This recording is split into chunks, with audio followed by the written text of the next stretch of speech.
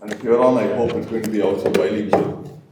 So, again, we have called people who are actually in the field, who are actual farmers or people who work very closely with farmers. Deepika also be here. So I'll briefly introduce the other people. So we have Subhashini. Before that, one small detail I forgot. The first time I came to Auroville was with Krishnapriya. Krishnapriya, that was the first batch. When we went to Auroville, my first trip that was with you. So the other speakers from another panelists. So we have Subhashini. Subhashini also I met 25 years ago. We were both young people at that time. We're still young, I hope. And we tried growing. Our first project was actually growing for 11th standard KFI student.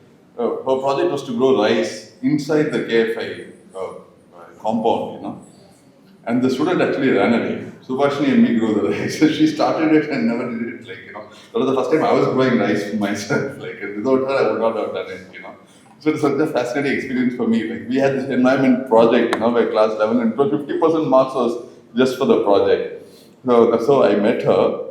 But she has worked with this organization called Center for Indian Knowledge Systems, India Paramparya Arivu Mayama, something like that. Yes, and worked in Sirigari, has worked with farmers, has worked with women farmers, seed conservation, working in different conditions like when there are cyclones and floods, and with the different types of farming systems, trying to provide sustainability and produce a company, like taking those produce and actually trying to reach people who would buy, try to set up systems. So she has done a lot of work in this last 25 years or so since I first met her. So she works very closely with farmers in a farming belt, So she's one of the panelists. And then we have Karpagam. Where's Karpagam? Missing out, sorry. So Karpagam and her partner quit the city, quit engineering and all that to go live in a farm and do farming. I have not met people like them, such hands-on, full people from a different world, completely switching to working, living with the land and, doing everything themselves, so very intense farmers. A lot of, I think even KFA students and a lot of other people visit their farm to see how it is done, and very different from other models where these people are actually doing the work themselves. So they grow traditional varieties, intensely involved in agriculture, and life is around agriculture. So Karpagam, and lastly we have Parasuraman, who is from Marudam, who is from the Forestry Trust. So he's in charge of our farm.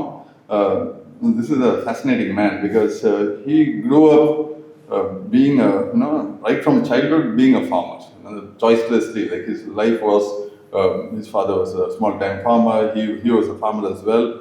But having joined as a teenager, he joined our organization, and since then, the kind of things that he has learned and been involved in is fascinating. So it's we do afforestation work, so it's seed collection, nursery development, looking after the cows on the farm, building the buildings, electrical work. he just does everything. He's many people rolled into one, and just being in the same campus as him kind of is a bit intimidating because he does 3-4 people's work in one day. Just his gait, trying to keep pace with this walking is so difficult. From morning 6 to night 8 o'clock, the amount of work, the amount of energy that he has, and I've been again seeing him for the past 20 years. So he comes from a different background, and now ours is an attempt to be a complete organic farm, growing traditional varieties. It's challenging, and doing various things. So he's also learning constantly, and now in today's times, particularly with such uncertain weather, uncertain climates, we don't know. Nothing goes by the usual method. We have to invent on the wheel. And in these uncertain times, how he's actually engaging with all this is one of the things I wanted him to talk about. So here we have a panel talking about uncertainty in these times in the field of farming. Okay, so can you all come? Subhashini and some Tamil பேசலாம். நம்ம தமிழ் மாத்தி மாத்தி தான் பேசுவோம். So English Tamil மாத்தி Karpagam, you do the come.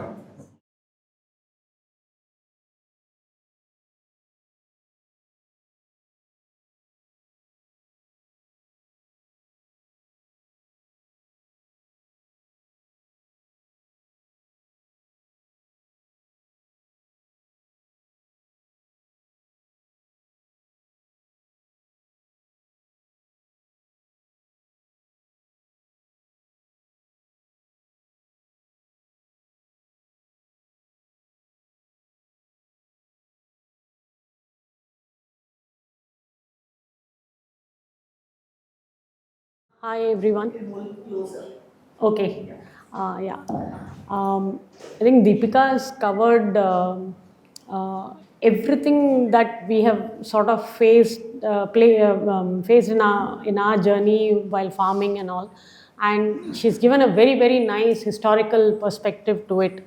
So what I was thinking was that we could just tell about what we have faced in the last 10 years. I mean, 10 years is what we have done, which links to what she was speaking about.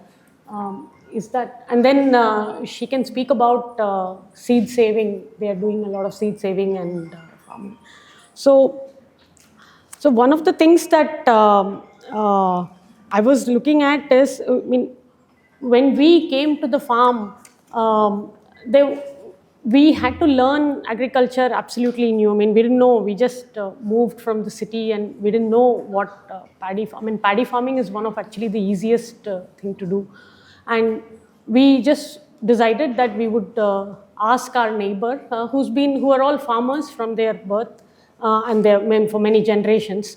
And we just decided that we would look at what they're doing and we will not put any other inputs, and that is how we started. But in the process, what we have realized is that the actual agriculture and seasons has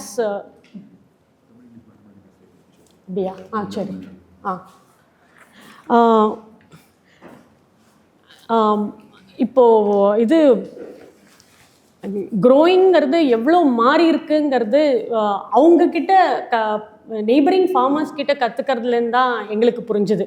ஏன்னா நாங்கள் இப்போ already Deepika சொன்ன மாதிரி 1970s 80s 90ஸ்லேருந்தே everything has change to high productivity.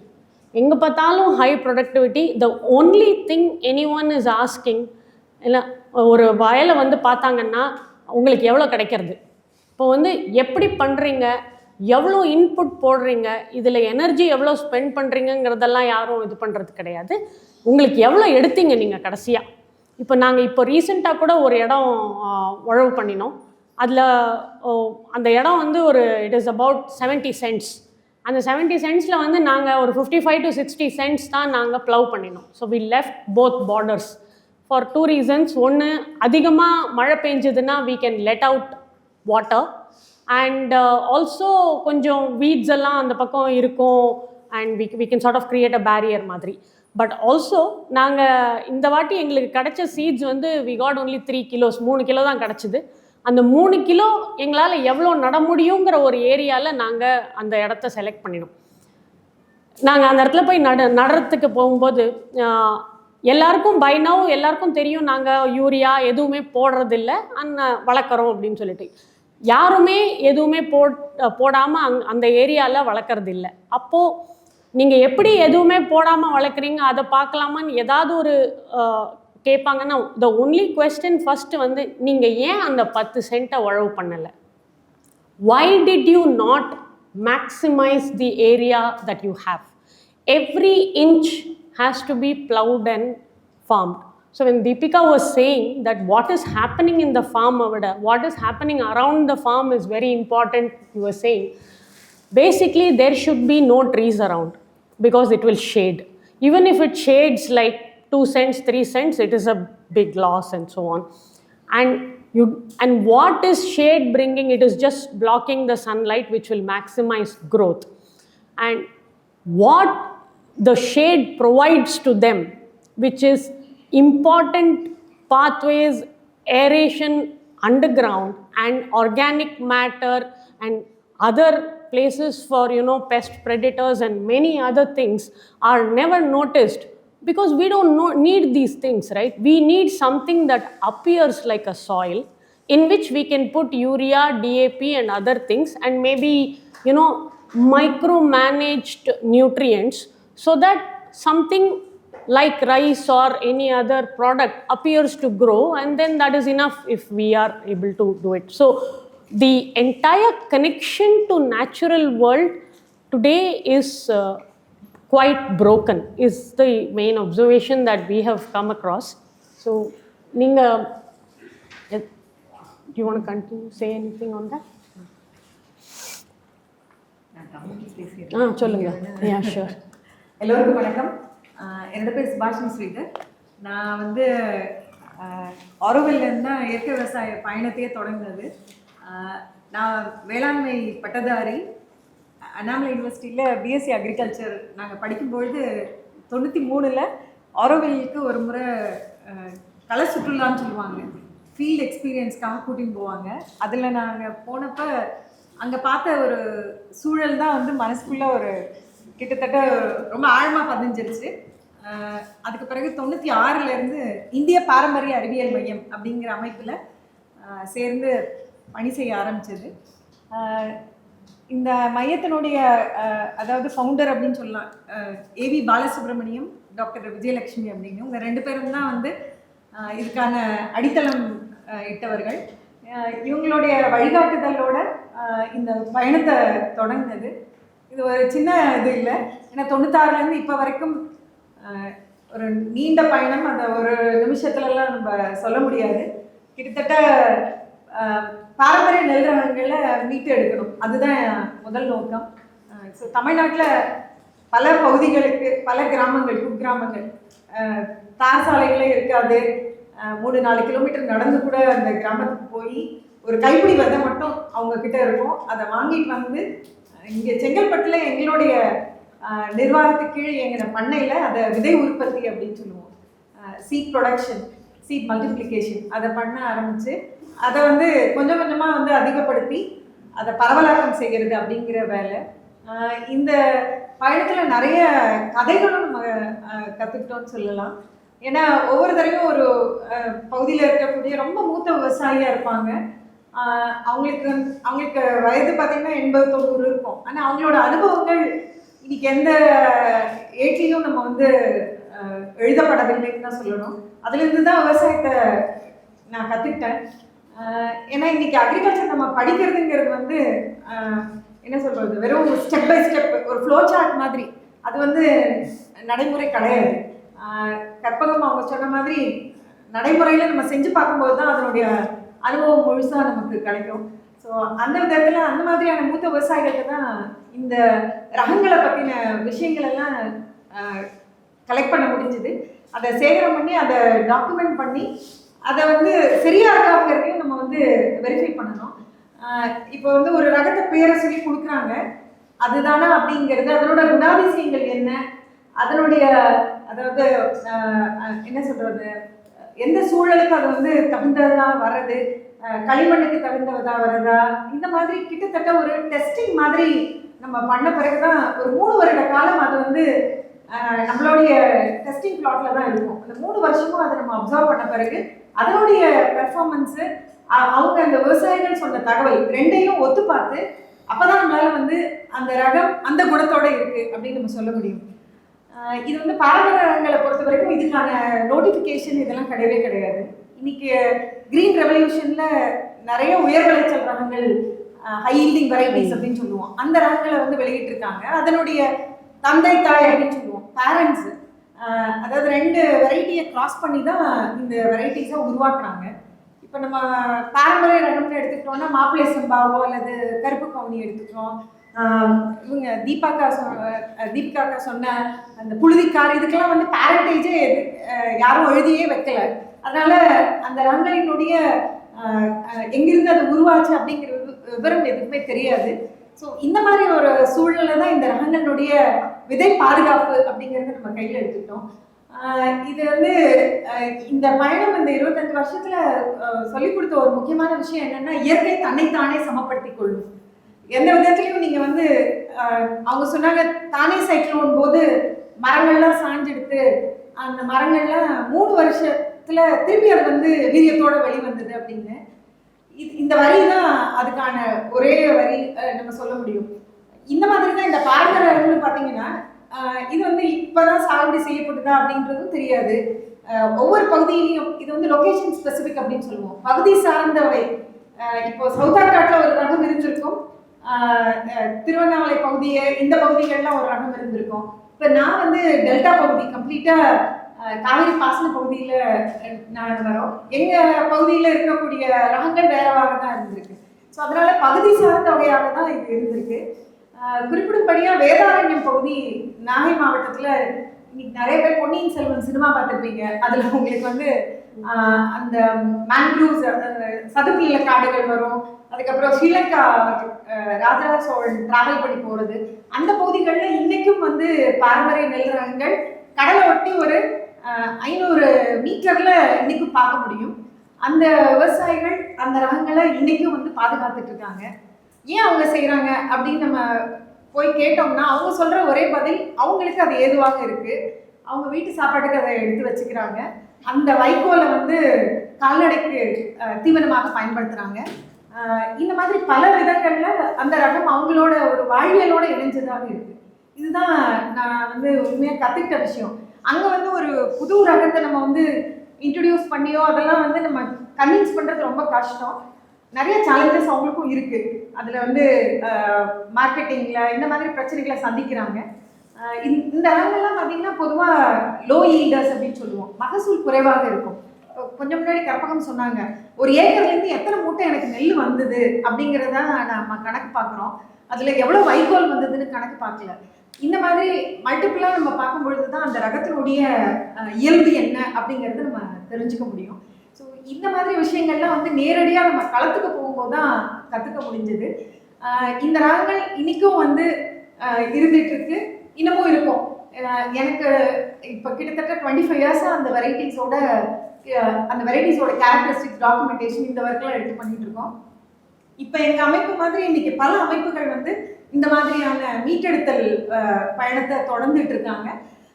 எங்கள் பகுதியிலேயே பார்த்தீங்கன்னா திருவாரூர் மாவட்டத்தில் சுவாமி தயானந்த அறக்கட்டளை அப்படிங்கிற அவங்க அமைப்பு வந்து கிட்டத்தட்ட ஒரு 289 ரகங்கள் அவங்க அக்ராஸ் இந்தியாவில் கலெக்ட் பண்ணி அதை வந்து டெஸ்டிங் பண்ணுறாங்க. இன்னைக்கு வந்து விவசாயம் செய்கிறது மிகப்பெரிய கேள்விக்குறி. மண் வந்து சரியா இல்லை, அடுத்தது பார்த்தீங்கன்னா தண்ணி பிரச்சனை இருக்குது, லேபர் பிரச்சனை இருக்குது. ஒரு ஏக்கர் ஒரு விவசாயி சாகுபடி செஞ்சு முடிக்கிறதுக்குள்ள இத்தனை பிரச்சனைகளையும் கடந்து வந்தால் தான் அவரை வந்து மகசூல் எடுக்க முடியும். இது வந்து நம்ம வந்து ஜஸ்ட் விதை போடுறோம் அறுவடை செய்கிறோம் அப்படிங்கிறது கிடையாது. இதில் வந்து அந்த ஒரு 130 நாளுக்குள்ள அவர் சந்திக்கிற சவால்கள் ரொம்ப ஜாஸ்தி. அந்த மாதிரியான காலகட்டத்தில் நம்ம வந்து மண்ணுக்கேற்ற ரகங்கள், ஏன்னா இன்னைக்கு உப்புத்தன்மை அதிகமாயிட்டே இருக்கு, இன்லேண்ட் சலினிட்டி அப்படின்னு சொல்றோம். இதுவும் வந்து இன்னைக்கு கிளைமேட் சேஞ்ச் வெறும் டெம்பரேச்சரையும் சைக்ளோன் மட்டும் கிடையாது, கடல் நீர் வந்து உட்புகுதல் ஜாஸ்தி ஆகிட்டே இருக்கு. அதுவும் மேன்மேட் டிசாஸ்டர். நம்ம நிறைய போர்வெல்ஸ்லாம் பயன்படுத்த ஆரம்பிச்சதுக்கு பிறகு இந்த நம்ம வந்து உப்பு தண்ணி உள்ள வர ஆரம்பிச்சிருக்கு. இப்போ நம்ம வந்து கடல்ல இருந்து ஒரு 30 கிலோமீட்டர் தள்ளி கூட வயல்கள் உப்பாக இருக்கு. அந்த மாதிரி உப்புத்தன்மைக்கு இந்த ரகங்கள் சாத்தியமா அப்படிங்கிறத தான் அவங்க சுவாமி தயானந்த அறக்கட்டளையில் பண்ணிட்டு இருக்காங்க. ஸோ இது மாதிரி வந்து இன்னைக்கு வந்து ஒரு பகுதியிலேருந்து இன்னொரு பகுதிக்கு ரகங்கள் மாறி வருதுன்னு சொல்ல முடியும். இப்போ அவங்க வந்து வெஸ்ட் பெங்கால்லேருந்து ஒரு ரகத்தை கொண்டு வந்து இந்த உப்புத்தன்மைக்கு சரியா வருதான்னு டெஸ்ட் பண்ணியிருக்காங்க. அந்த ரகம் இப்போ ஒரு 4 வருடமாக அந்த வயலில் நல்ல விளைச்சல் கொடுத்துட்ருக்கு, நல்லா வளர்ந்துட்டு வருது. அதை இந்த பகுதியில் கொஞ்சம் பரவலாக்கம் பண்ணலாம் அப்படிங்கிறது. ஏன்னா ஒரு காலகட்டத்தில் வெஸ்ட் பெங்கால் அந்த ரகம் அழிஞ்சு போகிறதுன்னா அந்த ரகத்தை நம்ம இங்கிருந்து மீட்டு கொண்டு போக முடியும் அப்படிங்கிற மாதிரி. ஸோ இதுவும் வந்து ஒரு கிட்டத்தட்ட வந்து திருப்பி நம்ம விதயம் அவங்களுக்கு திருப்பி கொடுத்தல் அப்படின்னு சொல்லலாம். இது தமிழ்நாடுன்னு மட்டும் நம்ம பார்க்கல, ஏசியன் கண்ட்ரீஸ்னே சொல்ல முடியும். ஏன்னா இன்னைக்கு வந்து தூயமல்லின்னு ஒரு ரகம் நம்ம பகுதியில் இருந்துட்டு இருக்கு. தாய்லாந்தில் பார்த்தீங்கன்னா தோமாலி அப்படின்ற பேரோட அதே ரகம் தான் இருக்குது. ஏன்னா ஒரு 18 நாட்கள் சிஐகேஎஸ் மூலமாக எனக்கு அங்கே ஒரு பயிற்சிக்காக போக ஒரு வாய்ப்பு கிடைச்சிது. அப்போ பார்க்கும்போது 2 ரகமும் ஒரே குணாதிசயத்தோடு இருக்குது. ஸோ ஒரு ஆசிய கண்டத்தில் பல காரணங்களுக்காக ரகங்கள் அங்கிருந்து இங்கே வர்றதும் இங்கிருந்து அங்கே போகிறது இப்படி தான் பரிமாற்றம் நடந்துட்டு இருந்திருக்குன்னு சொல்ல முடியும், விதை பரிமாற்றம்னு சொல்லலாம். ஸோ இதெல்லாம் பார்க்கும்பொழுது ஏன்னா எங்கேயோ ஒரு இடத்துல வந்து இன்னமும் வந்து அக்கா சொன்ன ரெசிலியன்ஸ் அதுதான் ரொம்ப முக்கியமானது. அதை நம்ம கற்றுக்கிட்டோம்னாலே இன்னைக்கு விவசாயம் செய்ய முடியும். அதை வந்து இன்னைக்கு கற்றுக்காம நம்ம வெறும் ப்ரொடக்டிவிட்டி, இன்கம், ஈல்டு இந்த மாதிரி 3 வார்த்தைகளுக்குள்ள தான் நம்ம அடக்கிட்டு இருக்கோம். அதனால தான் நிறைய பிரச்சனைகளை இன்னைக்கு விவசாயத்தில் சந்திச்சுட்டு இருக்கோம் அப்படிங்கிறது. ஸோ மேற்கொண்டு என்னுடைய ஒரு சில ஸ்லைட்ஸ்லாம் இருக்குது, இந்த பாரம்பரிய நெல் ரகங்கள் எப்படி இருக்கும் உங்களுக்கு காட்டுறதுக்காகவும். ஒரு சிலது ஏன்னா நான் வந்து வர பகுதி வந்து சைக்ளோன் அதிகமாக இருந்த பகுதி, அந்த பகுதிகளில் அந்த நெல் எப்படி பெர்ஃபார்ம் பண்ணிச்சு அப்படிங்கிறதையும் உங்களோட பகிர்ந்துக்க முடியும்.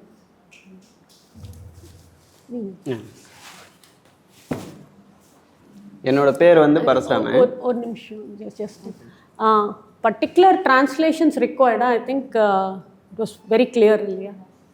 தேங்க்ஸ். என்னோட பேர் வந்து பரசுராமன். நான் மருதம் ஃபார்ம் ஸ்கூலில் வந்து ஒரு 15 வருஷமாக இயற்கை விவசாயம் தான் பண்ணிகிட்ருக்கோம். எங்களோட நோக்கம் வந்து முதல்ல வந்து ஸ்கூல் ஆரம்பிக்கலாம் அப்படிங்கிற மாதிரி ஃபஸ்ட்டு அப்பரேஷன் தான் பண்ணிகிட்டு இருந்தோம். அப்புறம் சின்னதாக ஒரு ஸ்கூல் ஆரம்பிக்கலான்னு ஆரம்பித்தோம். அப்போ ஸ்கூல் மட்டும் ஆரம்பித்து என்ன பிரயோஜனம்? இப்போ சாப்பிட்ற சாப்பாடு நல்ல சாப்பாடு இல்லை, பசங்க ஒரு நல்ல உணவு நம்மளால் கொடுக்க முடியுமான்னு நம்ம யோசித்தோம். சரி, அதுக்கு என்ன ஐடியா பண்ணலான்னா, சரி நம்ம இருக்கிற நிலத்துலேயே ஒரு சின்னதாக ஒரு இயற்கை விவசாயம் பண்ணலாம் அப்படின்னு சொல்லிட்டு ஆரம்பித்தோம். நான் வந்து சின்ன வயசுலேருந்து அப்பாவோட விவசாயம் தான் பண்ணிகிட்டு இருந்தேன். என்னோடய ஜெனரேஷன் ஆரம்பிக்கும் போதே வந்து இயற்கை விவசாயம் இல்லை, கொஞ்சம் கொஞ்சமாக மாறிக்கிட்டே வந்துச்சு. அப்போ எனக்கு அவ்வளோவா இயற்கை விவசாயத்தை பற்றி தெரியாது. அவங்க சொன்னப்போவே எனக்கும் கொஞ்சம் ஒரு தயக்கம் இருந்தது. அப்படின்னா என்ன, அதில் என்ன வரும் அப்படிங்கிற மாதிரி ஒன்றும் தெரியல. சரி பண்ணலாம் அப்படிங்கிற மாதிரி பண்ணணும். அப்போ அந்த இன்னொன்றும் யோசித்தோம், நம்ம வந்து இயற்கை விவசாயம் பண்ணுறோன்னு நினச்சோம். ஏன் இருக்கிற அதாவது இந்த ஒட்டு ரகத்தை நம்ம பயன்படுத்தாமல் நான் பாரம்பரிய நெல்லை ஒரு விதையும் நம்ம காப்பாற்றின மாதிரி இருக்கும், அதுக்காக நம்ம அதை தேடி கண்டுபிடிக்கலான்னு சொல்லிட்டு பக்கத்தில் இருக்கிற சில கிராமங்கள்லாம் போயிட்டு கேட்டோம். ஒரு 5, 6 மொத்தமாக இப்போதைக்கு எங்ககிட்ட ஒரு 7 வெரைட்டி வச்சுருக்கோம்.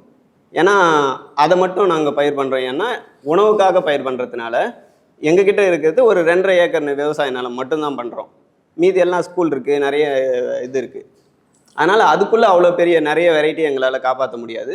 சரி, இருக்கிற ஒரு 7 வெரைட்டியை மட்டும் பண்ணலான்னு சொல்லி பண்ணிவிட்டு அதுலேருந்து இப்போ நிறைய பேருக்கு விதையும் கொடுக்குறோம். நாங்களும் விதை வாங்கிட்டு வரோம், விதையும் கொடுக்குறோம். எப்படின்னா விதை வந்து கொடுக்குறது நாங்கள் வந்து பணத்துக்காக கொடுக்குறது கிடையாது. நாங்கள் கொடுக்குற விதையை அவங்க டபுளாக திருப்பி தரணும். அதேமாரி நாங்கள் வாங்கும் போதும் அவங்களுக்கு விதை வாங்கிட்டு வந்து திரும்ப டபுளாக கொண்டு போய் கொடுத்துட்டோம். அதுக்காக தான் பண்ணோம். மெயினாக விவசாயம்னா என்ன, நம்ம அதை தெரிஞ்சுக்கணும். முதல்ல நம்ம வந்து இயற்கையோடு சேர்ந்து வாழற ஒரு வாழ்க்கை. நம்ம அப்படி வாழறோமான்னு கேட்டால் கண்டிப்பாக இல்லை. விவசாயம் முன்னாடி எப்படி பார்த்தாங்க அப்படின்னா, உணவுப் பொருளாக மட்டும் பார்க்காம உணவுக்காகவும் தன்னை சுற்றி இருக்கிற உயிரினத்துக்காகவும் அப்புறம் அதுக்கோட விலங்குகளுக்கு எல்லாத்துக்கும் சேர்த்து தான் பயிர் பண்ணாங்க. இப்போ வந்து விவசாயம் என்னென்னா வெறும் பணப்பொருளாக மட்டும்தான் பார்க்குறாங்க. எவ்வளோ லாபம் வரும் அதை மட்டும்தான் எதிர்பார்க்குறாங்களே தவிர நம்ம அதுக்கு என்ன பண்ணோம், பூமிக்கு நம்ம என்ன பண்ணோம், அதை யாருமே எதிர்பார்க்குறது இல்லை. பூமி எவ்வளோ எனக்கு கொடுக்கும் அதை மட்டுமே எதிர்பார்த்து இப்போ விவசாயம் பண்ணுறாங்க. இப்போ பாரம்பரிய நெல்லுன்றாங்களே, அதை ஏன் பயிர் பண்ணணும்னு கேட்டிங்கன்னா, பாரம்பரிய நெல்லுக்குன்னு சில குணங்கள் இருக்குது. அவங்க சொன்னாங்கல்ல, அந்த மாதிரி சில குணங்கள் இருக்குது. சிலதை வந்து பூச்சியை தாக்காது, சிலது வந்து தானாகவே வளரும், சிலது வந்து மழையே தேவையில்லை, சிலது மழை டைம் நிறைய மழை பெஞ்சாலும் தண்ணிக்குள்ளே முங்கி போகாமல் வளரும். அதுக்காக தான் நம்ம வந்து பாரம்பரிய ரகத்தை தேடி கண்டுபிடிச்சோம். அடுத்தது இப்போ இருக்கிற வெரைட்டிலாம் பார்த்தீங்கன்னா மேக்ஸிமம் ஒரு அடி 1.5 அடிக்கு மேலே வளராமல் ஒட்டு ரகமாக ஆக்கிட்டாங்க. இப்போ பாரம்பரிய நெல் பார்த்தீங்கன்னா குறைஞ்சது 4 அடியிலேருந்து 6 அடி வரைக்கும் வளரும். அப்போ ஒரு பழமொழியே இருக்குது, என்னென்னா அடி காட்டுக்கு, நடு மாட்டுக்கு, நுனி வந்து வீட்டுக்கு. அப்போ எல்லாரும் சேர்ந்து தான் சாப்பிட்ணும். இப்போ இருக்கிற நெல்லெல்லாம் பண்ணிட்டீங்கன்னா ஒன்றுமே கிடையாது, அடியும் விட முடியாது, நுனியை மட்டும் நம்ம மட்டும் எடுத்து சாப்பிட்றோம். பக்கத்தில் இருக்க உயிரினத்துக்கு எதுக்குமே கொடுக்கறதே கிடையாது. இப்போ இருக்கிற விவசாயம் அதுக்காக தான் போயிட்டுருக்கு. அதனால தான் நாங்கள் வந்து பாரம்பரிய நெல் வேணும் அப்படிங்கிறதுக்காக தேடி கண்டுபிடிச்சி இப்போ அதை பண்ணிகிட்ருக்கோம். இப்போ அதே மாதிரி பார்த்தீங்கன்னா முன்னாடி விவசாயம் எப்படி பண்ணாங்கன்னா, தண்ணி பிரச்சனை வராமல் இருக்கிறதுக்கு அவங்க வந்து வெயில் காலம்னா அப்போ சிறுதானியம் போட்டாங்க. தண்ணி கம்மியாக வெறும் மழையில் மட்டும் நம்பி வளர்கிற மாதிரி பார்த்தாங்க. அதுக்கு அடுத்த காலத்தில் எப்போ தண்ணி அதிகமாக இருக்கோ அப்போ மட்டும்தான் நெல் போட்டாங்க. அதுக்கப்புறம் என்ன, நமக்கு எண்ணெய் தேவையா, எண்ணெய் பொருள், அது மாதிரி பார்த்தாங்க. இப்போ பார்த்தீங்கன்னா எல்லாமே மொத்தமாக வாங்கிட்டு போயிட்டு ஒரே நெல், 3 போகமும் ஒரே நெல் தான் இருக்கும். அதுவும் ஒரே ஆளுது தான், ஒரே கடையில் வாங்குவாங்க, ஒரே இடத்துல இருக்கும் முழுசாக. அதே நெல் வேறு கடையில் வாங்கினாலும் அவர் அதே இது தான் கொடுக்குறாரு. மொத்தமாக பார்த்தீங்கன்னா ஒரே ரகம் தான் தெரியும். அப்போ ஒரு இதில் பூச்சி வந்ததுன்னா மொத்தமும் காலி. இப்போ அந்த பாரம்பரிய நெல்லில் அப்படி கிடையாது. இவர் வேற ரகம் நட்டுருப்பாரு, அவர் வேற ரகம் நட்டுருப்பாரு, மாற்றி மாற்றி பண்ணியிருப்பாங்க. இப்போ ஒன்றுத்தில் பூச்சி வந்து தான் இதுக்கு வராது. இப்போ இதில் அவர்கிட்ட இருக்கிற நெல் போயிடுச்சுன்னா அவருக்கு விதை கொடுப்பாரு, அவர் இப்போ விதை கொடுப்பாரு. இப்போ அந்த மாதிரி விதை மாற்றுறது இருக்குன்னா இல்லை, கண்டிப்பாக இல்லை. எல்லாமே வெறும் பணம் கொடுத்தா நமக்கு விதை கிடைக்கும், அந்த மாதிரி ஆயிடுச்சு.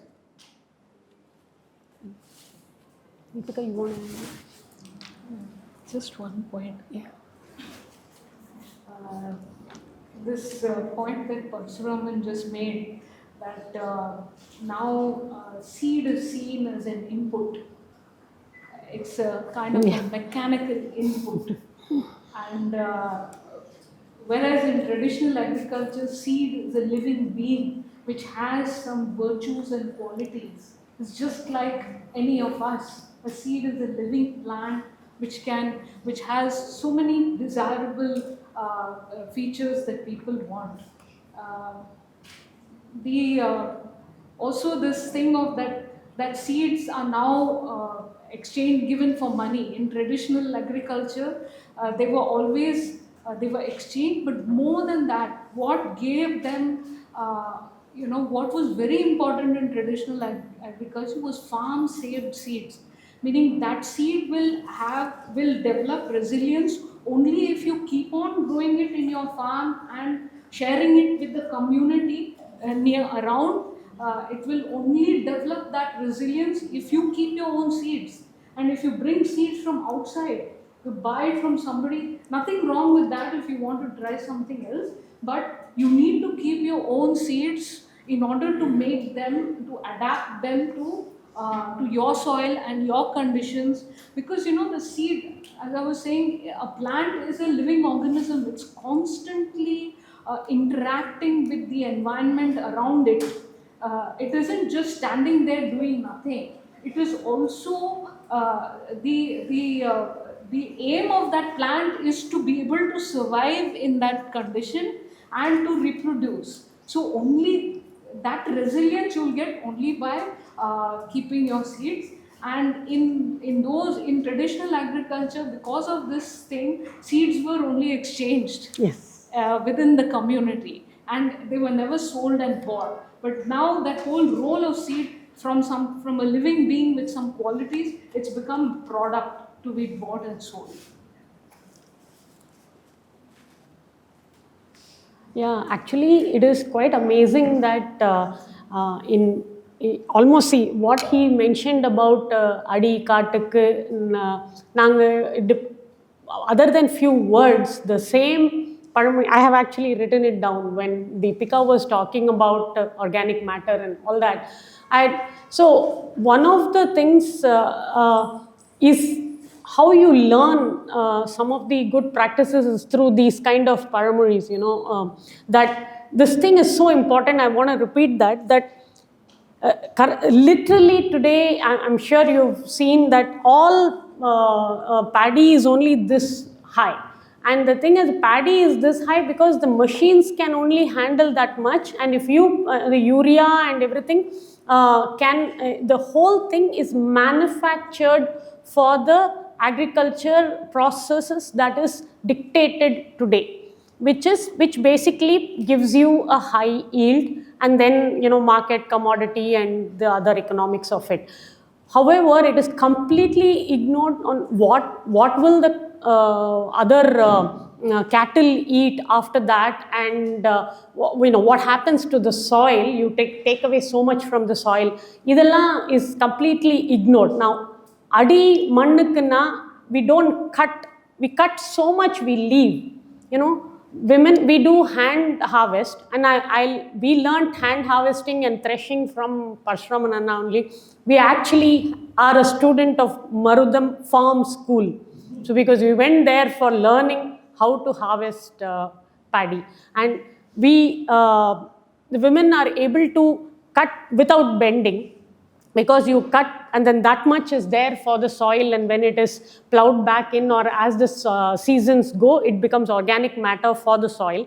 And then the middle of it is a long nice Vekol straw for the cattle, and then you get the grains for yourself. And this grain, And because we do hand harvest, we have to thresh it.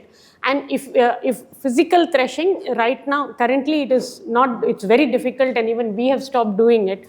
But physically, when you thresh it or when you use a simple thresher, these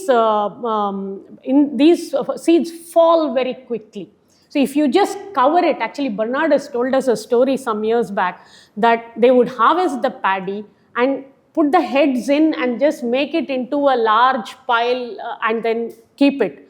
And then after a few days or even a month later, they will just pull out the vehicle and it will come out without the seeds. It will thresh it, that whole thing, because the seed has matured and then it falls very quickly as well. Now we actually had to take up as they call number nell.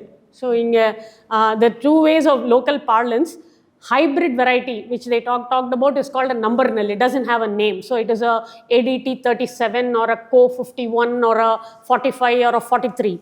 But what the earlier variety used to be Purdikar. Purdikar, which Deepika mentioned, is Purdi na, it is not wet ploughing. So you plough in Purdi, which is just a dry ploughing. So you see the season is changing, rain is going to come next week. So you just roll, disturb the soil now, seed it, and it will come back with the rain. That is Purudikar. So it teaches you, the name teaches you how to grow it, when to grow it. Mapala Samba, Madumurangi, which is related to some irrigation technique, I guess. So everything has a name. Now we grew one number nelle, Co 51, because we needed some paddy and we didn't have a suitable summer variety. So we just selected that and we grow. We got reasonable hay out of it, but we lost a lot during threshing, that it did not fall. The paddy did not fall, and it basically a lot of paddy stayed with the hay, and that is a problem for the cattle also. The cattle are not supposed to eat that much paddy while eating the hay, And so now there is no consideration for the health of the cattle. Like Albert Howard had said, health of the soil, the animal and man is one and the same. And we are able to see that now. The soil, as it is losing its organic matter, because there is only so much organic matter is there that can produce a fruit or a seed for the market. Leaves don't matter, the residual organic matter do not matter at all in the current day. If you take one of the biggest cash crop now is watermelon. Now watermelon is just grown with a plastic sheet, and watermelon stem is non-existent after the crop is finished. It is good for absolutely nothing. It is basically exporting water in tons to different cities, which procures a lot of money, and after that the mulch is ploughed in. So mulch is a plastic mulch. They try to take it out, but that doesn't happen because there is a subsidy involved, and next mulch is going to come through the subsidy. The plastic is ploughed in, the plastic is going into the soil, and it is ingested by cattle and of course by our soil. And so does not matter if we are organic alone. If this is the state of the surrounding agriculture, then it is very difficult. So that brings me to the concept of community, which he was saying, that if everyone does not put a different variety of not just paddy varieties, but even other crops, like say somebody does ulandu, somebody does pachapairu, somebody does solam, and everyone does a bit of all of this, and that is when there is diversity and enough quality of food in a region. Today everyone grows only one crop, not just one variety of paddy. They either grow only watermelon or only paddy, or probably nothing else. Only kadala, ver kadala or karumbu or something. So the diversity is lost, and when that is lost, then see, we humans should use the field at the time of growing. In the fallow, the fields belong to the cattle. They belong to the birds, they belong to all other living things that are dependent on it. Now today, when you just plastic sheet a field, nothing can go back into it. The cattle basically are totally left. So it impacts more than just just our food, more than just our food. It impacts pretty much everything. And you can see that the quality of cattle goes down, and the quality of milk goes down, the quality of meat goes down, the quality of everything. And of course you can see that our backbones are pretty much reduced now, and we are our health is deteriorated so much.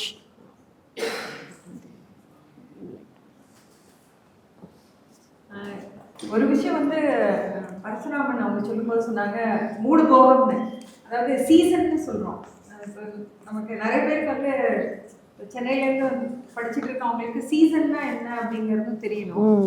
சம்பா அப்படிங்கிறது வந்து ஆகஸ்ட்ல தொடங்கி ஜனவரியில முடியும். August மாசம்னா ஆடி மாசம். தமிழ் மாதங்கள்ல எடுத்துட்டோம்னா ஆடி மாசம் தான் நம்ம வந்து முதல் விதைப்பு செய்வோம். ஆடியில தொடங்கி தை மாசம் முடியுது. ஒரு பழைய பாட்டு கூட உண்டு, ஆடி மாசத்துல தான் நம்ம விதை விதைக்கணும் அப்படின்னு. ஆடிப்பட்டம் தேடி விதை. இந்த பழமொழிகள்லாம் தான் நம்மளுடைய ரொம்ப ரெலவென்ஸ்ன்னு சொல்லலாம். இதுல இருந்தா நம்ம நிறைய கத்துக்கணும். இது வந்து சம்பான்னு சொல்றது. அதுக்கப்புறம் கொஞ்சம் நம்ம வந்து பின் சம்பா அப்படின்னு சொல்லுவோம். அக்டோபர் மாசத்துல சில நேரங்கள்ல இப்போ நம்ம வந்து மழை இல்லை, தண்ணி இல்லாத நேரங்கள்ல பின் சம்பா பட்டத்துல நம்ம வந்து போடுறது உண்டு. அப்ப பின் சம்பான்னு போடும் பொழுது அதனுடைய அறுவடை வந்து பிப்ரவரி மாசம் ஆகும் உங்களுக்கு. அதாவது மாசின்னு சொல்லுவோம். தைக்கு அப்புறம் மாசி மாசம். தமிழ் மாதங்கள் நிறைய பேருக்கு தெரியலன்னு நினைக்கிறேன். ஏன்னா இந்த தமிழ் மாதங்களை ஒன்றுதான் நம்மளுடைய அப்படிங்கிறதா உண்மை. இது வந்து இன்னைக்கு மாடர்ன் வெரைட்டிஸ்க்கும் அதே தான் பொருந்தும். ஆனா நம்மளை பொறுத்த வரைக்கும் இந்த மாதங்களை நம்ம வந்து மனசுல வச்சுக்கணும். ஏன்னா ஜனவரி பிப்ரவரிங்கிறது நம்மளுடைய இது, அதாவது அக்ரிகல்ச்சருக்கு ஒத்து வந்த சொற்கள் கிடையாது. நம்ம வந்து மாதங்களை இப்படிதான் நம்ம பார்த்துருக்கோம். அதே மாதிரி இப்போ ஒரு சம்பான்ற அந்த நெல் முடிஞ்ச பிறகு நம்ம தைப்பட்டம்னு சொல்லுவாங்க. தைப்பட்டம்ங்கிறது உளுந்து, பயறு இந்த மாதிரியான, அதாவது ஆங்கிலத்தில் சொல்லணும்னா லெக்யூம்ஸ், அது போடுறதுக்கான ஒரு இது. ஸோ இந்த லெக்யூம் க்ராப்ஸ் அப்படின்னு பார்க்கும்பொழுது இந்த உளுந்து பயிர் பார்த்தீங்கன்னா 60லேருந்து 60 to 70 டேஸ் தான் அதனுடைய duration. Black gram, green gram. So இதனுடைய ரூட் நாடியூல்ஸ்ல வந்து நமக்கு நைட்ரஜன் ஃபிக்சேஷன் நடக்கும். இப்போ நெல்லில் வந்து சாகுபடி செய்யும் பொழுது ரசாயன உரங்கள், பூச்சி மருந்துகள் இதெல்லாம் நம்ம பயன்படுத்தாத காலத்துல நெல் மண்ணில் உள்ள சத்துக்களை முழுசா நம்ம எடுத்துப்போம். அப்போ அடுத்தது நம்ம வந்து உளுந்து போடுவோம். அந்த உளுந்து மூலமாக வேர்ல வேர் முடிச்சுகள் மூலமாக அங்க வந்து சத்துக்கள் மண்ணில் நிலைநிறுத்தப்படும். உளுந்து அறுவடை செய்யும் பொழுது இப்போ கற்பகம் சொன்ன மாதிரி அந்த மேல் இதை மட்டும் கட் பண்ணி எடுத்துட்டு வந்துருவோம். கீழே உள்ளது வந்து கம்ப்ளீட்டா மண்ணிலேயே இருக்கும். அதை எடுத்து மடக்கி உழுதுட்டு அடுத்த பயிருக்கு நம்ம போறது உண்டு. அடுத்த பயிருங்கிறது தான் உங்களுக்கு வந்து திருவண்ணாமலை, சவுத்தார்காடு இந்த பகுதியெல்லாம் ஸ்வர்ணவாரின்னு சொல்லுவாங்க. ஸ்வர்ணவாரி பட்டம் அல்லது சம்மர்னு சொல்லக்கூடியது. சித்திரை மாசம் தொடங்கும் உங்களுக்கு.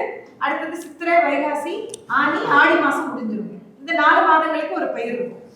இந்த மாதிரி தான் வந்து சீசனை வச்சு, அதாவது இந்த மாதங்களை வச்சுதான் டியூரேஷன்ல இருந்து எல்லாமே கணக்கிடப்படும். சம்பான்னு எடுக்கும் பொழுது பார்த்தீங்கன்னா 130 நாள் வரைக்கும், கொஞ்சம் அதிகபட்சம் பார்த்தீங்கன்னா ரொம்ப லாங் டியூரேஷன்னா 180 நாள் வரைக்கும் கூட சில ரகங்கள் இருந்திருக்கு. அந்த மாதிரி ரொம்ப நாள் நம்ம இருக்கக்கூடிய நீண்ட வயதுடைய ரகங்கள் பார்த்தா அதுல வந்து நியூட்ரிஷனலி பார்க்கும்பொழுது அதுல வந்து கால்சியம் இந்த மாதிரி மினரல்ஸ் வந்து ரொம்ப ஜாஸ்தியா இருக்கும். ஸோ இதுக்கு தான் வந்து சான்ஸ்கிரிட்ல வந்து ஷாலின்னு சொல்லுவாங்க. ஒரு நெல் வந்து ரொம்ப நாள் இருக்கு அப்படின்னா அது வந்து அதனுடைய நேம் வந்து ஷாலி அப்படின்னு யூஸ் பண்றாங்க. அந்த மாதிரியான இது வந்து டியூரேஷனை வச்சுதான் வர்றதுங்க, நீண்ட கால வயதுடைய ரகங்கள். இப்போ நம்ம அந்த சம்மர்னு எடுத்துக்கிட்டோம்னா குருவைன்னு சொல்லுவோம். இப்போ டெல்டா பகுதிகளில் கிட்டத்தட்ட ஒரு 4-5 ரகங்கள் வந்து 60ஆம் குருவை, கரும் குருவை, இதெல்லாமே இந்த சீசனோட சேர்ந்தது தான். இப்படிதான் வந்து அந்த இப்போ நீங்க அந்த கருங்குருவையை எடுத்து சம்பா சீசன், அதாவது ஆகஸ்ட் மாசம் நீங்க விதைப்பு செஞ்சீங்கன்னா அது வந்து உங்களுக்கு ஃப்ளவரிங்கே வராது. காரணம் இது எல்லாமே வந்து இந்த வெரைட்டிஸ்லாம் வந்து ஃபோட்டோ சென்சிட்டிவ் அப்படின்னு சொல்லுவோம். ஏன்னா இந்த வெயில் வந்து ரொம்ப அதிகமாக இருந்ததுன்னா இந்த கருங்குருவை இதெல்லாம் உங்களுக்கு வந்து ஈல்டு அதிகமாக கொடுக்கும், ஃப்ளவரிங் ஜாஸ்தியாக இருக்கும். ஆனால் அதே வந்து நம்மளுடைய சம்பா பட்டத்தில் வந்து வெயில் கிடையாது. ஏன்னா நமக்கு ஆடி அதாவது மழைங்கிறது ஐப்பசி மாசம் தொடங்கும்னு சொல்லுவோம். அக்டோபர் மாசத்துல மழை தொடங்கும். ஆனா இன்னைக்கு வந்து இந்த கம்ப்ளீட் இந்த நான் சொன்ன சீசனல் இது வந்து கம்ப்ளீட்டா மாறி போயிடுச்சு. இப்போ நம்ம எங்களுடைய அதாவது நாகை மாவட்டம் இந்த பக்கம் தஞ்சாவூர் இங்கெல்லாம் எடுத்துக்கிட்டோம்னா இன்னைக்கு உளுந்து சாகுபடி செய்யறதே விவசாயிகள் நிறுத்திட்டாங்க. காரணம் என்னன்னா எப்ப உளுந்து போடணுமோ அதாவது பொங்கலுக்கு ஒரு நாள் முன்னாடியோ 2 நாள் முன்னாடி நம்ம வந்து நெல் அறுவடைக்கு முன்னாடியே போட்டுருவோம். அதுக்கு பேர் தான் வந்து அதாவது தைப்பட்ட உளுந்து வந்து நம்ம வந்து நெல்லினுடைய ஈரத்திலேயே போடுறதுங்க. இதுவும் ஒரு விதமான கன்சர்வேஷன் தான். அதுக்காக தனியா நம்ம நிலத்தை உழறதோ அந்த மாதிரி கிடையாது.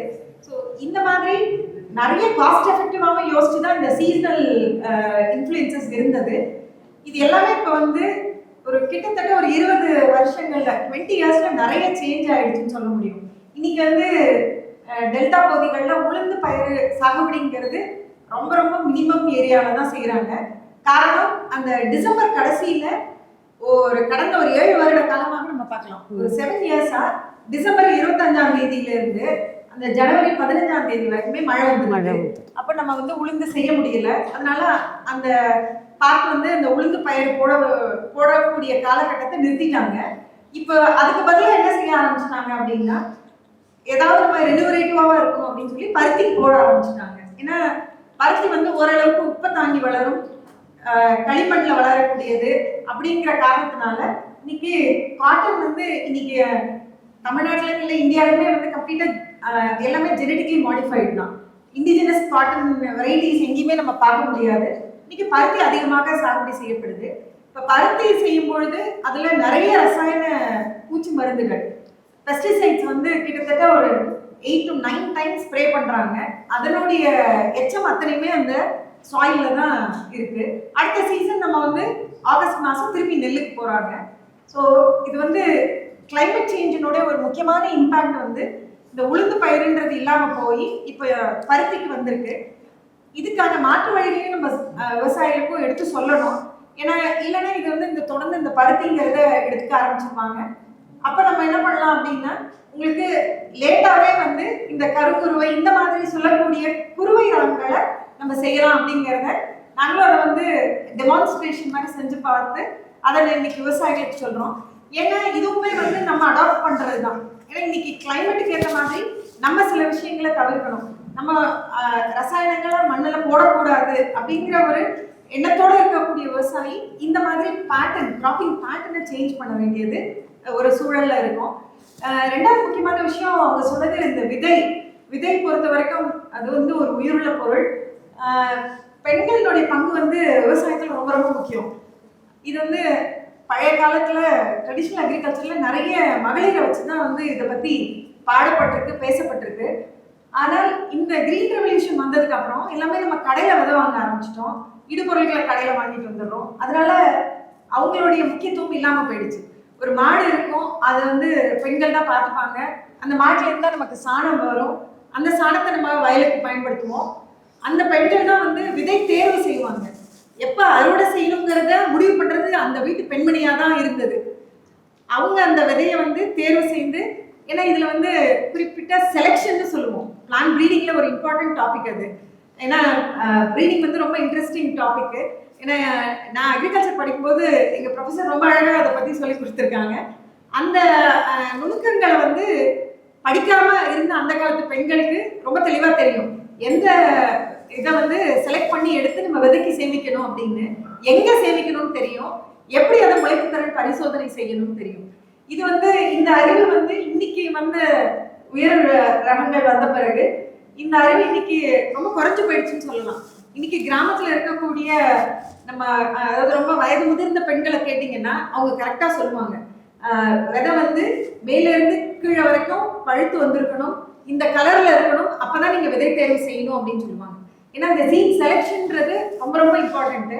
இன்னைக்கு வந்து ஒரு பக்கம் நம்ம வந்து அதாவது விமன் எம்பவர்மெண்ட் இதெல்லாம் பேசிட்டு இருக்கோம். ஆனா இந்த பக்கம் பாத்தீங்கன்னா இந்த மாடர்ன் அக்ரிகல்ச்சர் வந்த பிறகு அதுக்கான முக்கியத்துவம் இன்னைக்கு கொடுக்கப்படுவதில்லை. அதுதான் இன்னைக்கு உண்மை.